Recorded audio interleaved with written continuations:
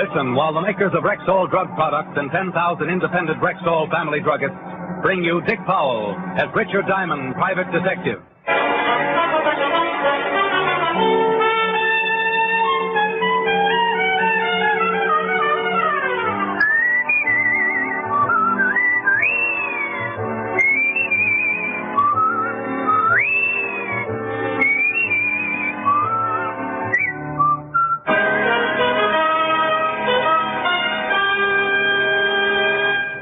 Good evening. This is your Rexall family druggist speaking to you for the 10,000 independent druggists who have made the word Rexall part of our own store names and who recommend and sell the 2,000 or more drug products made by the Rexall Drug Company, like Rexall MI31, for example, Rexall's popular and versatile mouthwash, gargle, and breath deodorant.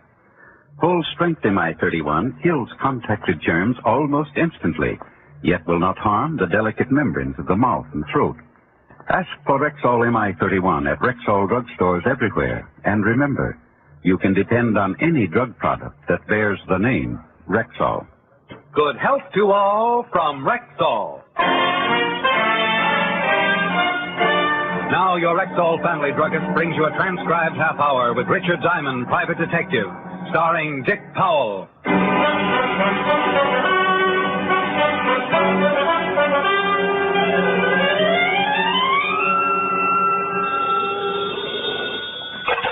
Diamond Detective Agency.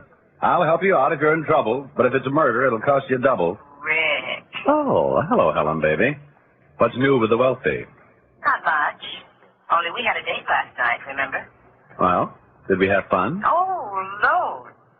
Only we'd had more fun if you'd shown up. Now, Helen, don't overestimate me. I don't. Oh. Look, honey, I am sorry about last night. Sat up with a sick aunt, you know. Tender. Well, don't you believe me? No. Expect me to? No. Then we're even. Helen, I hate people who hold grudges. You busy tonight? Uh-huh. Doing what? Oh, I'll probably end up listening to some idiot play the piano. Anyone I know? Maybe. He's a little boy who never grew out of the cops and robbers stage. Oh, yes, the good-looking one. He's the guy. Uh-oh. Client just walked in. I'll call you back and squirm later. Bye. Diamond? In the rough. What can I do for you? You seen the morning papers? Only the funnies. Seen the story on page 2? Hey, what are you, a traveling quiz show? Look at it. Pete Rocco broke out of prison. That's right. You sent Pete up for murder. He always said he'd get out and take care of you. Gee, I wish I hadn't cut my fingernails. I got nothing to chew. You better find something. Pete's a nasty little boy. Well, what's all this to you? My name's Danny. Danny Rocco. I'm Pete's brother. Oh, looking for a piece of cheese? I found one. Get your hat, Shamus.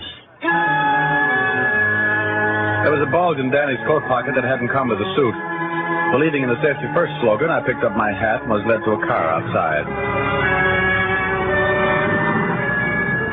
We drove through town and then to Mulberry Street near 5 Points to the section that used to be the heart of Little Italy. We stopped in front of a cigar store. Okay, Diamond, get out. Oh, it's so comfortable here. Come on, move. Well, if you put it that way.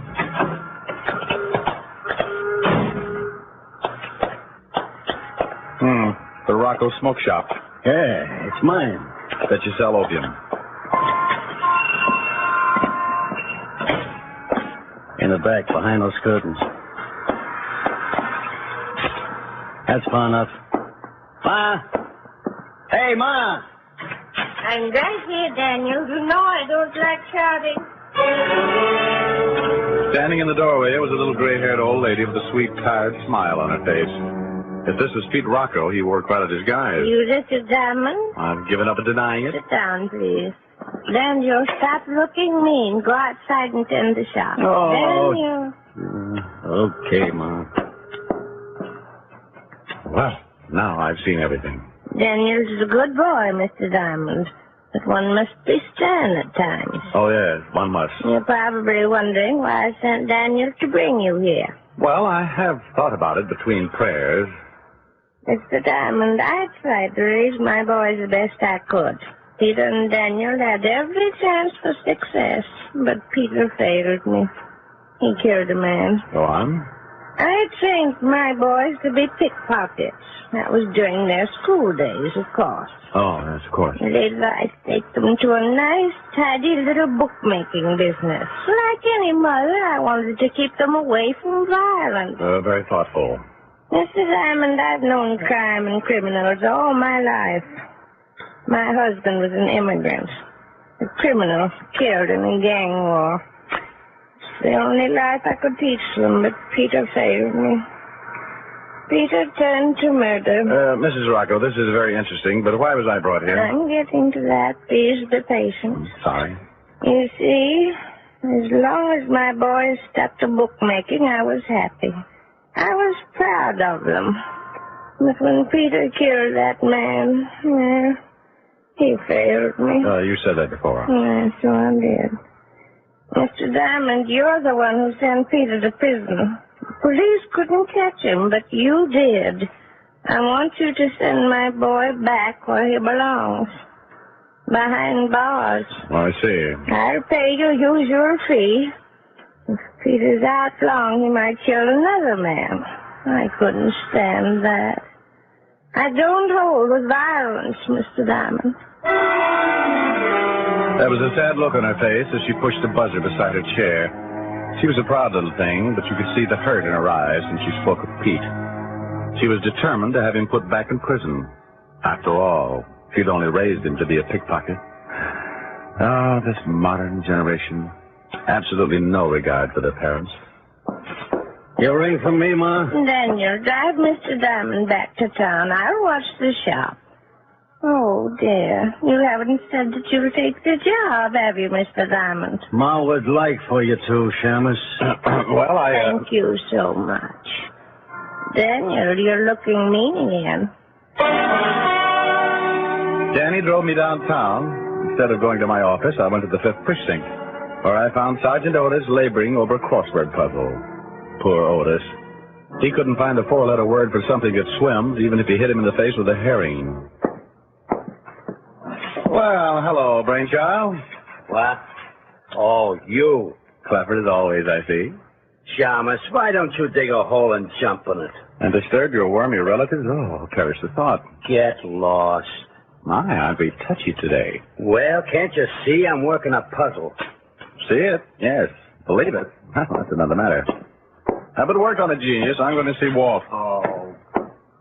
Good afternoon, Lieutenant Levinson. My, you look impressive with your feet on the desk. Saving shoe leather? Rick, where have you been? I called you 50 times this morning. Well, I've been chatting with a very pleasant little lady. Blonde or brunette? Neither. Her hair was gray. Well, for you, that's a switch. But, boy, you better go in hiding for a while. Pete Rocco's out of prison. Yeah, so I heard. That why you called me? Right. Rocco said he'd get you, and he's not the type to kid. He'll be looking for you, Rick. Well, that's just dandy, Walt, because I'll be looking for him. What? I've got a client wants Rocco back behind bars. Any idea where he is? Not much to go on. He's here in town somewhere, that's for sure. Why do you say that?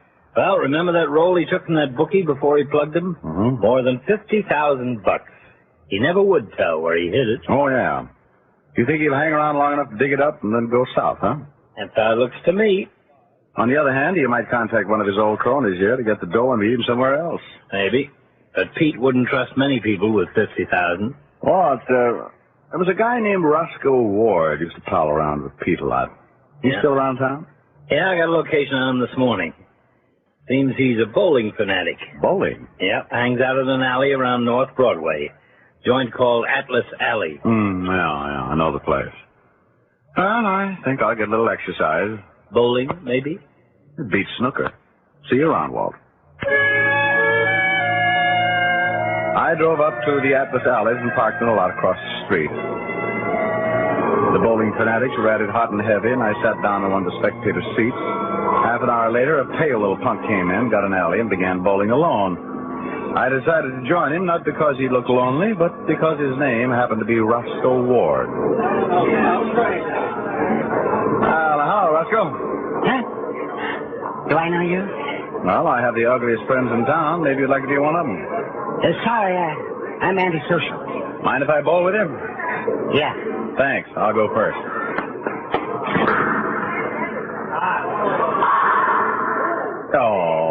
knocked them all down. Now, what'll you play with? Hey, that's not bad.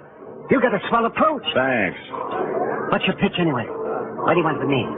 I'd like to meet some of your friends, Roscoe. Like I said before, a man is social. So is your friend I want to meet. Just got back in town and won't let anyone see him. What? Hey, now I remember you. The name's Diamond. Good memory. Let's try it again. Know where Pete Rocco is? So that's it, huh? But you better head to the Catskills. Word says that Petey's going to put a slug through your private eye. Yeah, so I heard. I thought I'd look him up and beg for mercy or something. Yeah, I bet. But sorry I can't help you. You'll look it. But if I should see Pete, I'll tell him you was looking for him. Yeah, you get a big kick out of that. Now beat it, leg man. I got a bowl. Roscoe went back to his game, and I left the alleys. The only thing I knew about Pete Rocco was that somewhere in this city of millions he was waiting to kill yours truly. Not a pleasant thought, but then I'm not in a very pleasant business. I crossed the street to the parking lot and went to my car.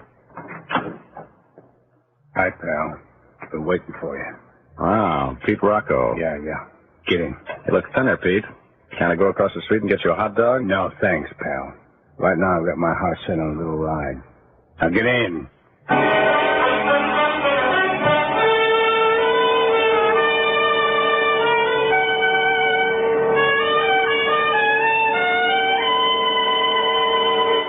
Before we continue with the adventures of Richard Diamond, private detective, here's your Rexall family druggist.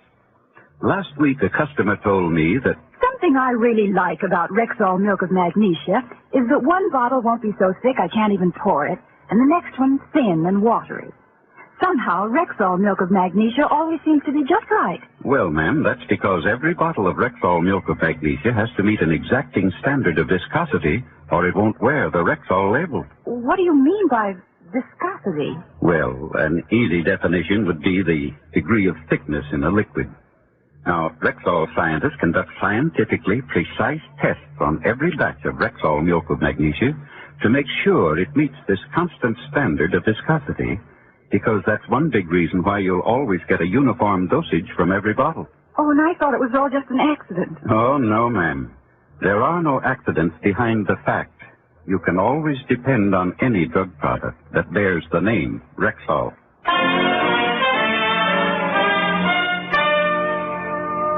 And now back to tonight's adventure with Richard Diamond, private detective, starring Dick Powell.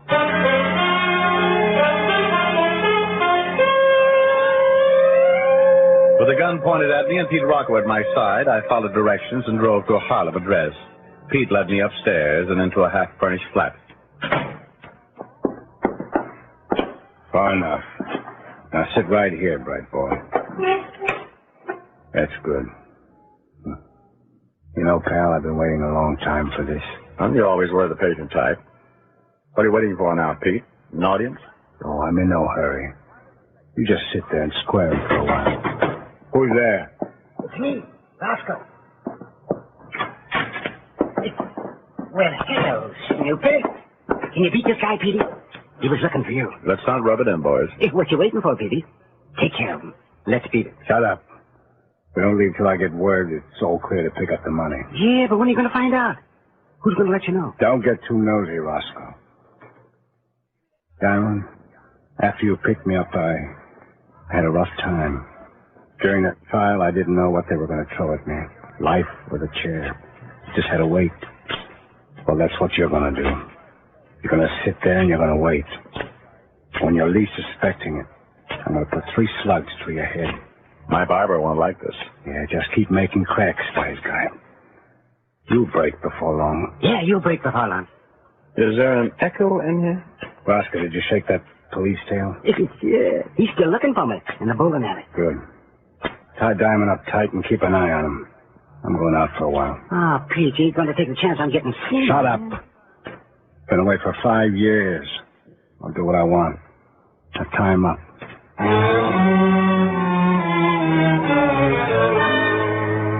Pete kept the gun on me while Roscoe tied my arms behind a chair. Then he put the gun he had taken from me in his left pocket and his own in his right. He resembled a walking armory as he went out the door. You know, Snoopy, You're not so bad. Oh, now watch it, Roscoe. You'll hurt my feelings. Pete's a rough boy. I'm going to enjoy watching him settle with you. Oh, you have such simple taste. What's in this for you? Pete giving you a cut? Yeah, if he ever gets around to picking up the dough. He's got to wait until he gets the all-clear signal, though. Oh, so there's someone else in this. Who, Roscoe? I don't know. If I did, I wouldn't yap to you. No, it's too bad you'll be a corpse soon. Oh, thanks for the pleasant thought. No, I mean it.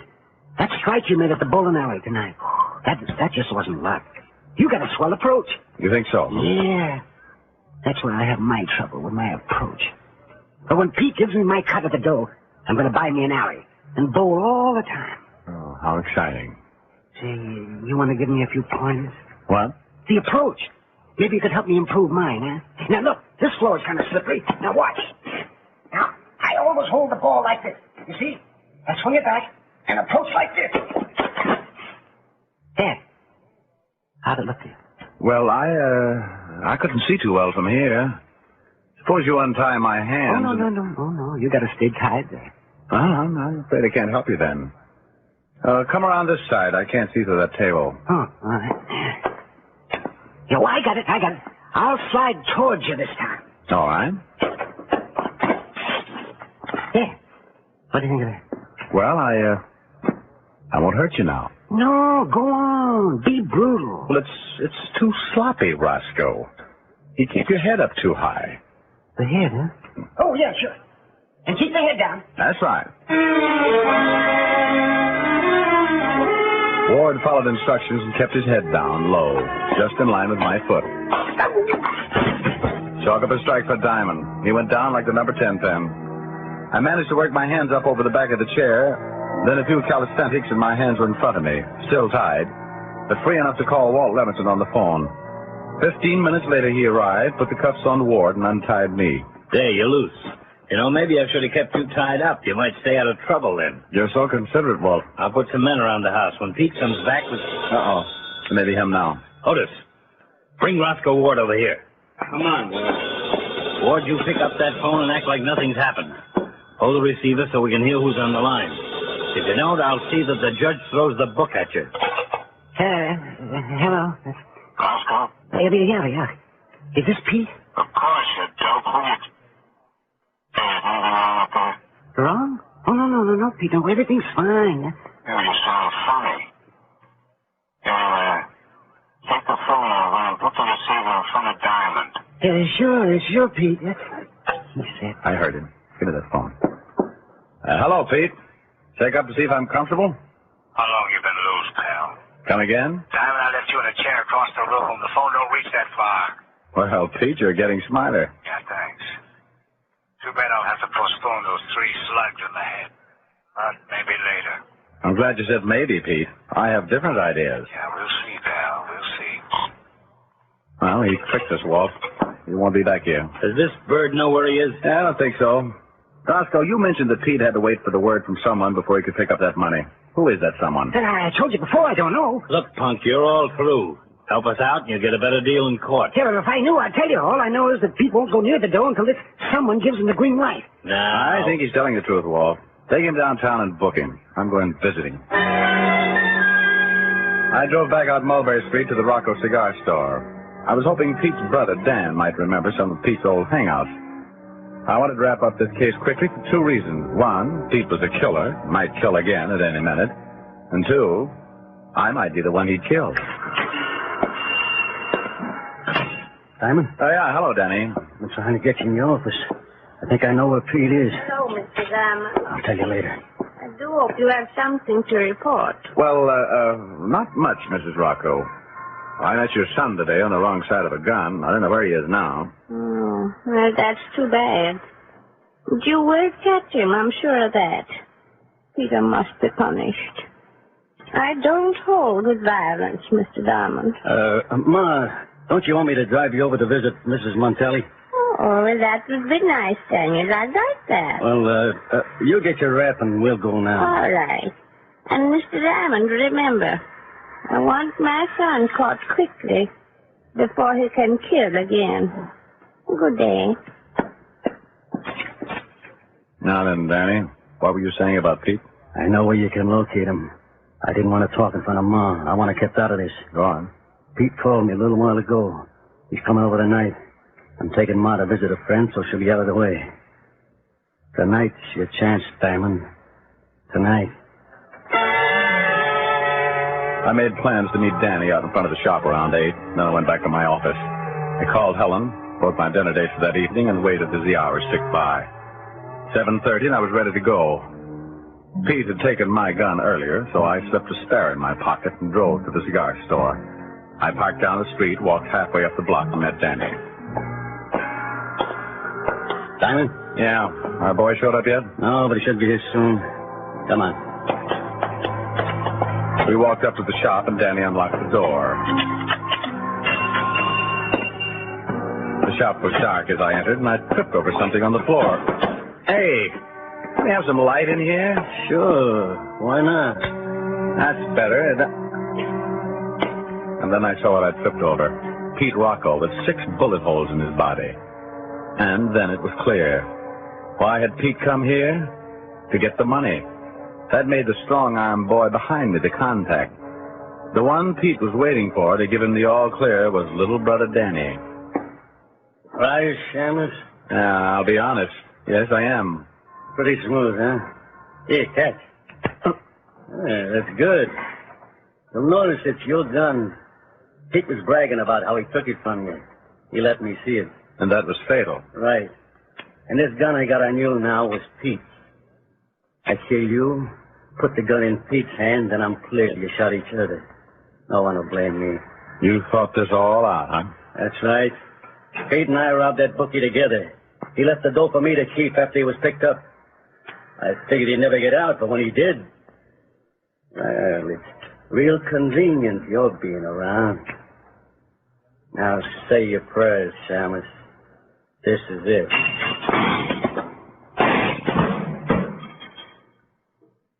Is he? Is he dead, Mr. Diamond?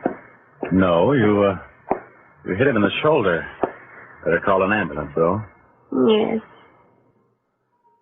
My boys. Peter and Daniel, look at them. I tried to teach them. I told them I wouldn't stand for violence. But they wouldn't listen. You know, sometimes you've just got to be stern.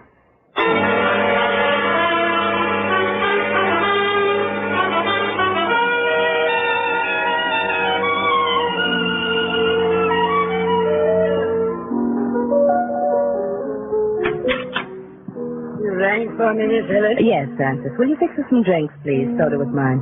And you, Mr. Diamond? No, I'll take soda too, Francis. About a jiggerful. Yes, sir.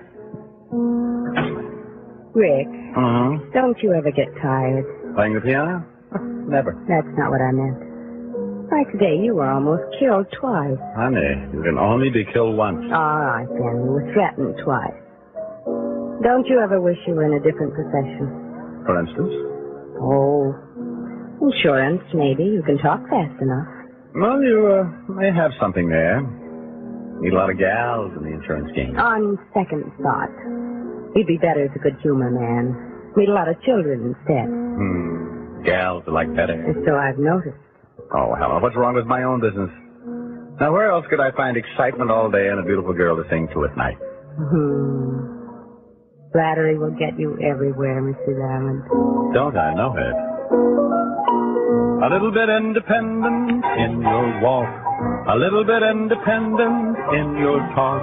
There's nothing like you in Paris or New York. You're awfully easy on the eye. A little bit independent when we dance. A little bit independent towards romance. A bit of sophistication in your glance. And yet you're easy on the eyes. Whenever I'm with you alone, you weave a magic spell. And though it be a danger zone, I only know that you're swell. A little bit independent with your smile.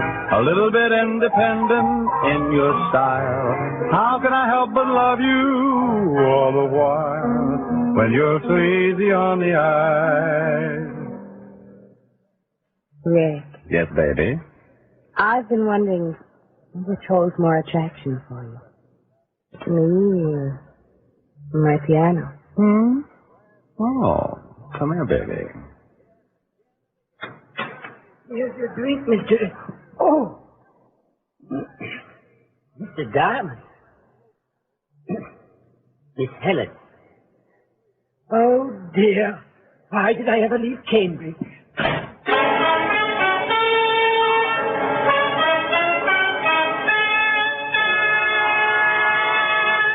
Again, here's your Rexall family druggist. Whenever you have a headache, remember this about Rexall aspirin. When taken with water, the 5 full grains of pure aspirin in every Rexall tablet are ready to go to work for you even before they reach your stomach. So whenever you have a headache, remember that about Rexall aspirin. Ask for it at Rexall drugstores everywhere. And remember always, you can depend on any drug product that bears the name Rexall. Good health to all from Rexall.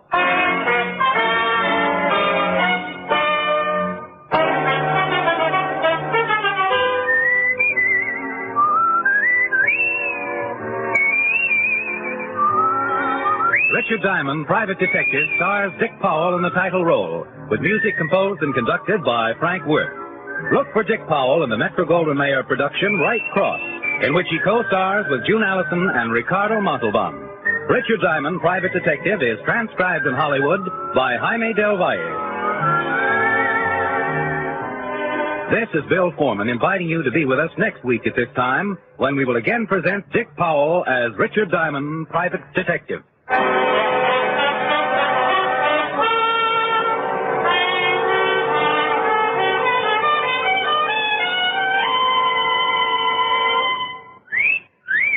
Hiya, beautiful. Get lost, Bristlepuss. You need a shave. But I have shaved. What else do you want me to do? Silly boy, she wants you to go Stag. Go Stag?